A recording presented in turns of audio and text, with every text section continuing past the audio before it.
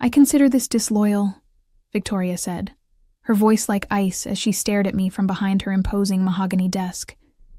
"After everything Harbor Point Communications has done for you." I sat across from her, clutching my purse tightly to stop my hands from shaking. The shock of being called into her office at 9 a.m. on a Tuesday had worn off, replaced by a heavy knot in my stomach as I realized what was happening.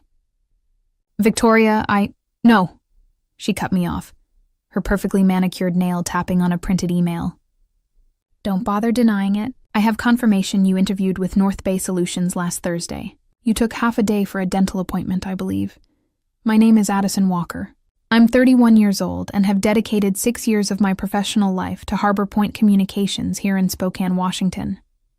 In those 6 years, I've tripled my client portfolio, brought in millions in revenue, and earned the respect of every major account in our roster. But apparently none of that mattered now. Security will meet you at your desk. You can collect your personal belongings, but your building access is revoked immediately." Victoria's voice was emotionless as she slid my company ID across her desk. "I've already disabled your email access." The injustice of it burned in my chest.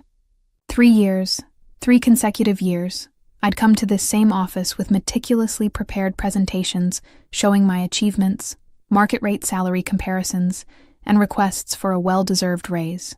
3 years of tough budget year excuses while Victoria announced record profits at quarterly meetings. I took a deep breath and stood up, straightening my blazer. "I understand." Victoria looked almost disappointed by my calm response. Perhaps she'd expected tears or pleading. Instead, I extended my hand across the desk. "I wish you and Harbor Point continued success," I said, my voice steady despite the emotional turmoil inside. She hesitated before briefly shaking my hand, confusion flickering across her face. As the security guard hovered awkwardly by my desk while I packed my family photos and 6 years of desk plants into a cardboard box, I felt surprisingly calm. Colleagues shot concerned glances my way, but I smiled reassuringly at them. No drama, no scenes, just dignity. Walking out of those glass doors for the last time, the April sunshine warm on my face, I realized something important. Victoria thought she was punishing me. She couldn't have been more wrong. As I placed the box in my car trunk, my phone buzzed with a message from David Kleen, CEO of North Bay Solutions. "Can we move our final discussion to today, 2 p.m.? I smiled. Victoria had no idea what was coming. It's funny how 6 years of your life can fit into a single cardboard box.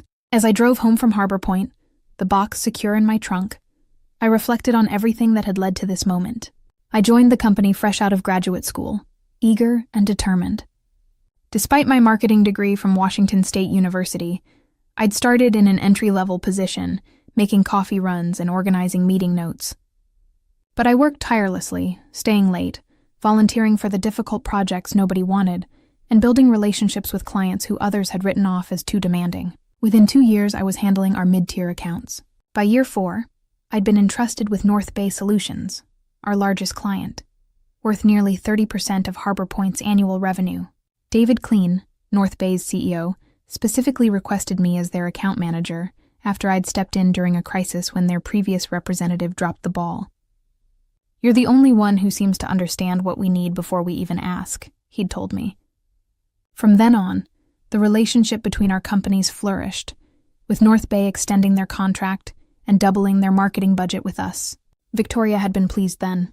"This is the kind of initiative we value," she'd said, though that value never translated to my compensation.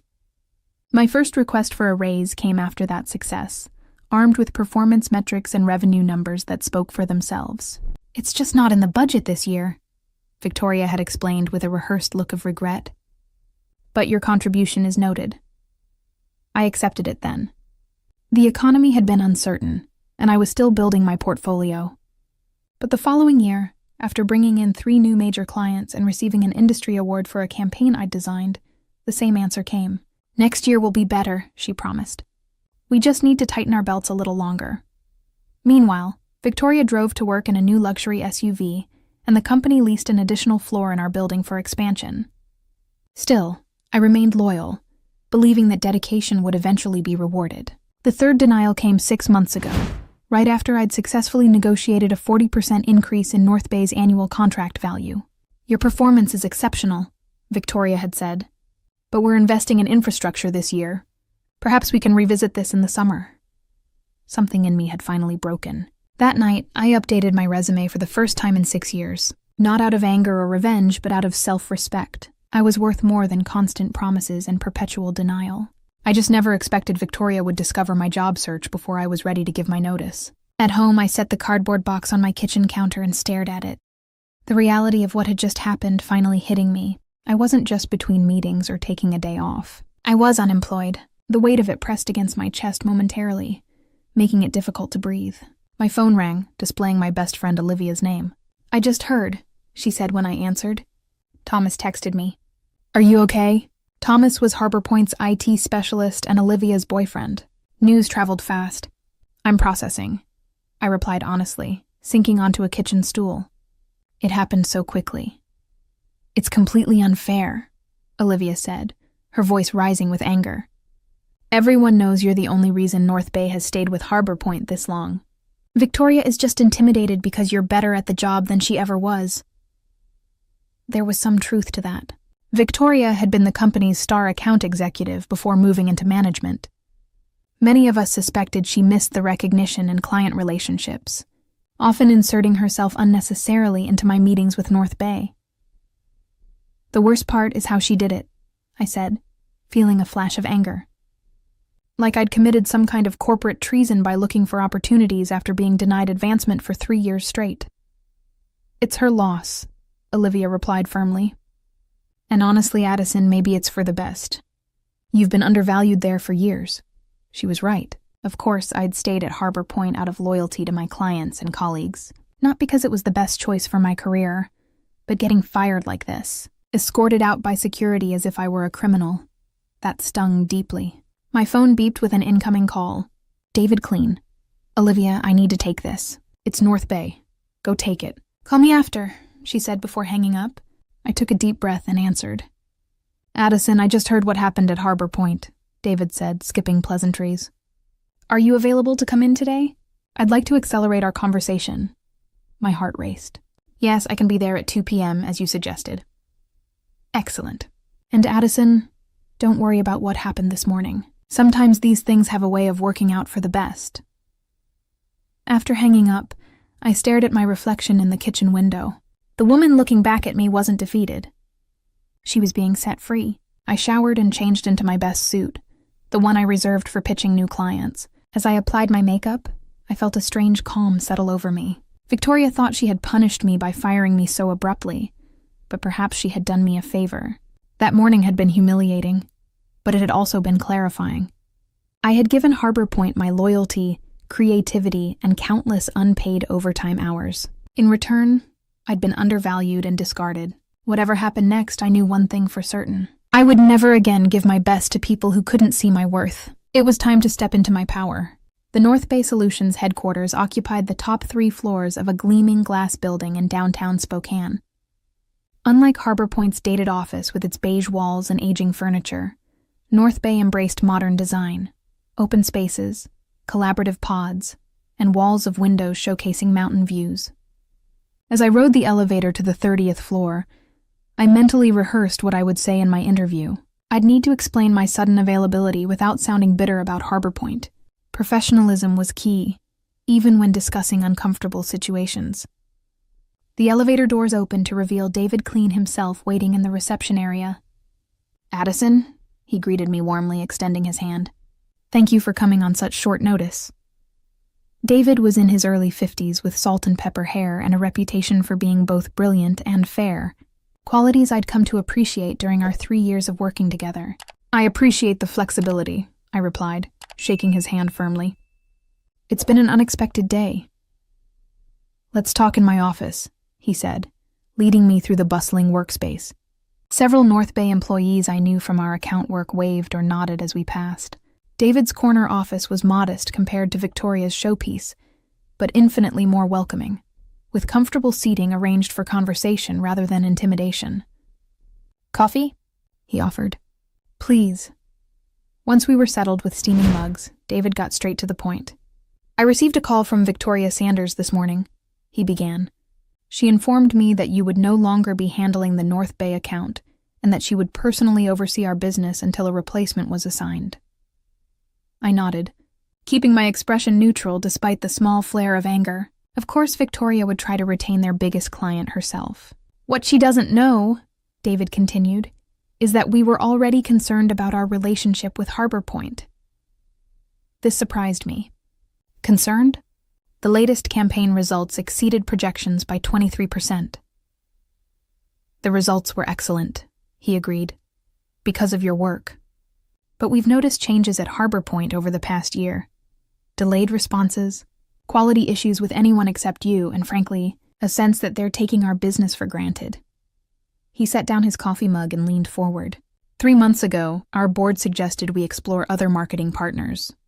I resisted because of our relationship with you. You've consistently demonstrated an understanding of our brand and business needs that goes beyond the typical client-agency relationship. My mind raced. Was he saying what I thought he was saying? When you reached out about potential opportunities here, David continued, it felt like perfect timing. But I need to be clear about something. We were never planning to poach you. We respect professional boundaries too much for that. We were prepared to wait until you gave proper notice at Harbor Point. I was planning to give 2 weeks' notice, I said, feeling it was important he knew that. Once I had a firm offer.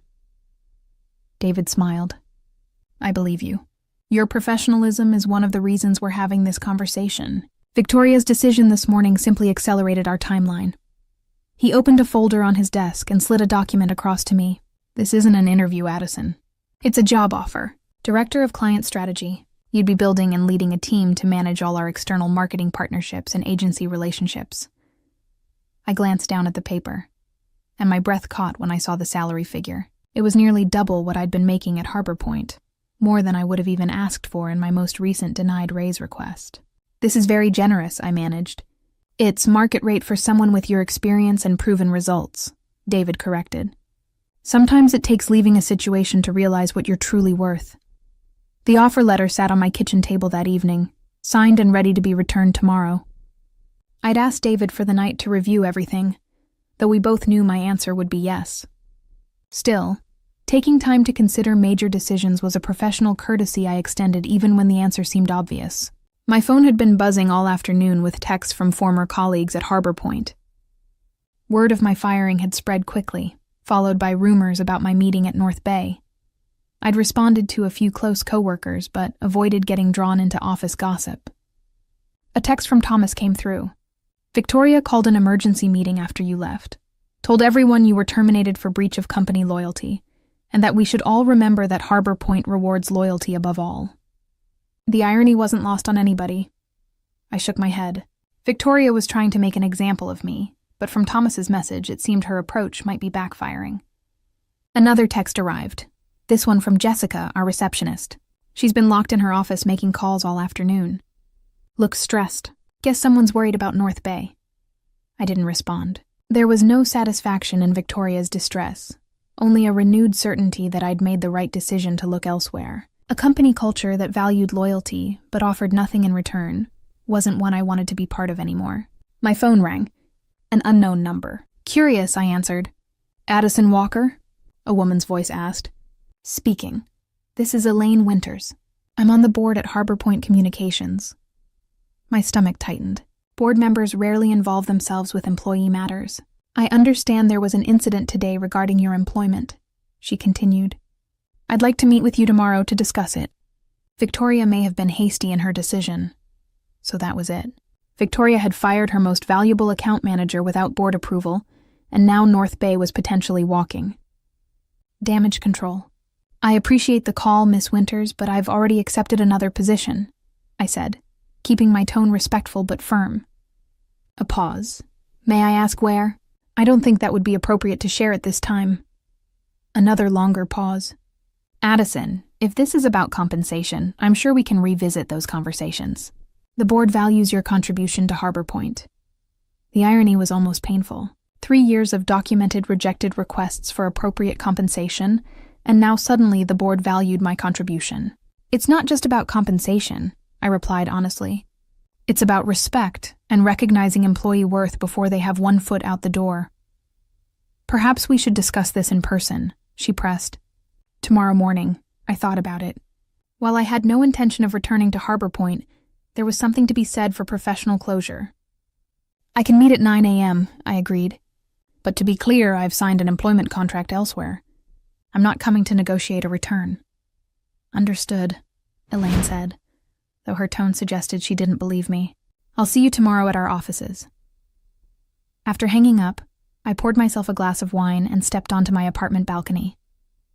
The spring evening was cool but pleasant, the city lights beginning to twinkle as dusk settled. Tomorrow would bring a conversation I hadn't anticipated having, but perhaps it was necessary. A chance to articulate what had gone wrong at Harbor Point, not just from my own closure, but as feedback that might benefit those who remained. My phone buzzed with an email notification from David Clean. Subject line, "Welcome to the team." Whatever happened tomorrow, I knew one thing for certain. I wasn't looking back. The Harbor Point reception area felt strange to enter as a visitor. Jessica's eyes widened when she saw me, her professional smile faltering. "Addison, you're here for the meeting with Miss Winters." "That's right," I confirmed, signing the visitor log. Another surreal moment. "I'll let her know you've arrived," Jessica said, then lowered her voice. "For what it's worth, everyone's talking about how wrong this was. You were the best of us." Her words warmed me. "Thank you, Jessica." The elevator ride to the conference room gave me a moment to center myself. I had dressed professionally in a navy suit, not to impress, but to remind myself and everyone else that I was approaching this meeting as an equal, not as a dismissed employee seeking redemption. Elaine Winters was already waiting when I arrived, a slim folder in front of her. In her 60s with silver hair cut in a precise bob, she had the poised confidence of someone used to making million-dollar decisions before breakfast. "Miss Walker, thank you for coming," she said, standing to shake my hand. "Please have a seat." I expected Victoria to join us, but as Elaine closed the door, it became clear this would be a private conversation. "I've reviewed your personnel file," Elaine began, opening the folder. 6 years of excellent performance reviews, consistent growth in your account portfolio, and 3 formal requests for salary adjustment, all denied. She looked up at me. I was not aware of this pattern. This surprised me. I assumed compensation decisions were reviewed at the board level. Major compensation changes. Yes, but management has discretion within certain parameters. Elaine's expression remained neutral, but her tone suggested disapproval.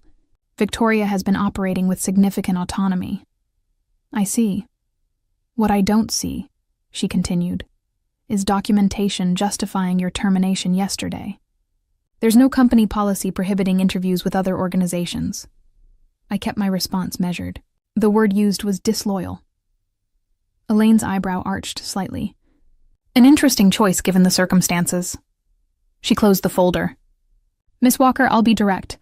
The board would like to offer you reinstatement with the adjusted compensation you requested in your last review, plus a 10% increase and the title of Senior Account Director. The offer was better than anything Victoria had been willing to consider, but it came 3 years and 1 humiliating dismissal too late.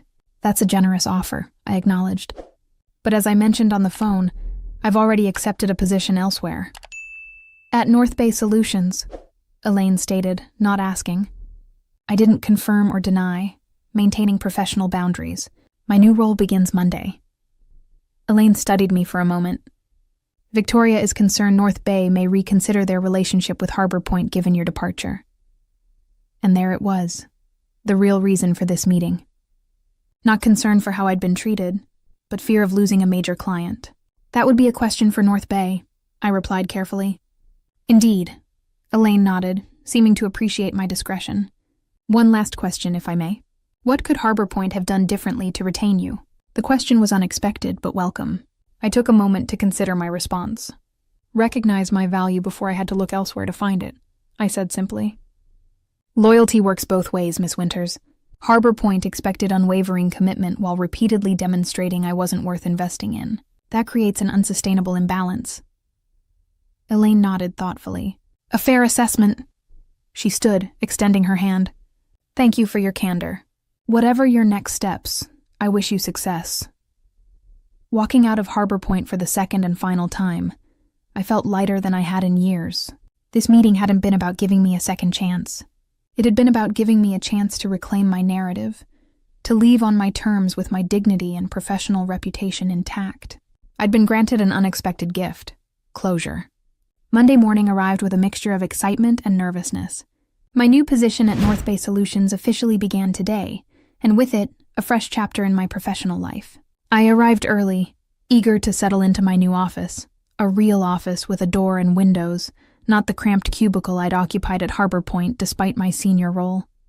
David had arranged for everything to be ready, including a welcome basket and technology setup. At 9 a.m., he stopped by to introduce me to my new team, 5 talented marketing specialists who would be working under my direction to manage North Bay's various agency relationships. The irony wasn't lost on me. I'd gone from managing a single account to overseeing all marketing partnerships, including whoever would now handle the Harbor Point relationship. Team, this is Addison Walker, our new Director of Client Strategy, David announced. Many of you already know her from her exceptional work at Harbor Point Communications. We're fortunate to have her expertise in-house now. After introductions and a brief team meeting to outline priorities, David asked me to join him in the conference room. There, I found several members of North Bay's executive team gathered around the table. Before you dive in completely, David explained, we wanted your input on an important decision. The company's chief financial officer spoke up. In light of recent changes, we're reevaluating our relationship with Harbor Point Communications. Their contract is up for renewal next month. We value your perspective, added the chief marketing officer. You understand our needs and have first-hand knowledge of Harbor Point's capabilities. I could have easily recommended terminating the relationship, a swift, satisfying revenge against Victoria. The opportunity to deal a significant financial blow to Harbor Point was right in front of me. No one would question it. Business relationships ended all the time, but that wasn't who I was. Revenge might feel good momentarily, but professionalism would serve me better in the long run. I think we should evaluate Harbor Point on the same criteria as any other potential partner, I said carefully. Their work has been strong, but consistency and account management will be critical factors to consider moving forward. The email was sent at 11 a.m. on Wednesday, precisely 1 week after Victoria had fired me from Harbor Point. I hadn't orchestrated the timing. It was simply when North Bay's executive team finalized their decision after reviewing proposals from 3 competing agencies. David had given me the courtesy of seeing the email before it went out, though I had recused myself from the final decision to avoid any appearance of bias or impropriety. The message was professional and direct. After careful consideration of our marketing needs moving forward, North Bay Solutions has decided to transition our account to Meridian Creative, effective immediately. This decision reflects our evolving brand strategy and digital requirements. Addison Walker, our new Director of Client Strategy, will oversee the transition and serve as your point of contact. We appreciate our partnership and request all materials be transferred by end of business Friday. I imagined Victoria's reaction upon receiving the news. The shock, then the dawning realization of what had happened. Not only had she lost me, but now she had lost North Bay, a client representing nearly 30% of Harbor Point's annual revenue, and I would be the one managing the transition. The perfect professional revenge had fallen into my lap without my having to orchestrate it. I hadn't needed to badmouth Harbor Point or sabotage the relationship. The company's own shortcomings, highlighted by my departure, had done that for me. That afternoon, I received a LinkedIn request from Jessica, Harbor Point's receptionist, followed by a private message. The office is chaotic. Victoria's been in emergency meetings all day. 3 other account managers have updated their resumes. Karma works fast. I didn't reply immediately. There was no need to gloat or insert myself into Harbor Point's internal affairs. Instead, I focused on building my new team and establishing our processes. Success, after all, was the best revenge. Later, however, I did accept Jessica's connection request with a simple message. Thank you for your kindness during my time at Harbor Point. Wishing you all the best. Taking the high road felt surprisingly good. My new position at North Bay brought challenges and opportunities I would never have experienced had I remained at Harbor Point, waiting for recognition that might never come. Sometimes the best revenge isn't something you actively pursue. It's the natural consequence of valuing yourself when others don't. Looking back on that journey a year later, I realized that Victoria had inadvertently given me a precious gift, the push I needed to find my true worth. In seeking revenge, I found something far more valuable: self-respect and the courage to claim the success I deserved. Thanks for watching. What's a story you won't forget? Leave a comment below and subscribe for more stories like this.